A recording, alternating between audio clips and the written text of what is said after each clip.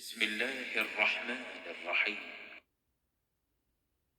ألم تر كيف فعل ربك بأصحاب الفيل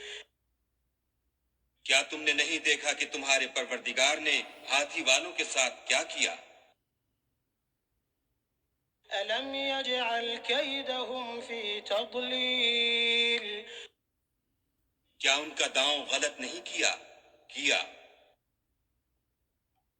وأرسل عليهم طيرا أبابيل اور ان پر جھلڑ کے جھلڑ جانور بھیجے ترميهم بحجارة من سجيل جو ان پر کنکر کی پتھریاں پھینکتے تھے فجعلهم كعصف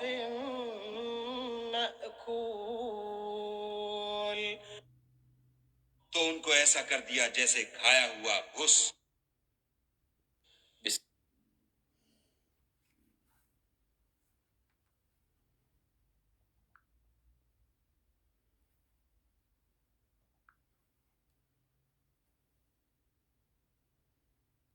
الله الرحمن الرحيم. لإيلاف قريش قریش کے مانوس کرنے کے سبب إيلافهم رحلة الشتاء والصيف یعنی ان کو جاڑے اور گرمی کے سفر سے مانوس کرنے کے سبب فليعبدوا رب هذا البيت لوگوں کو چاہیے کہ اس نعمت کے شکر میں اس گھر کے مالک کی عبادت کریں الذي أطعمهم من جوع وآمنهم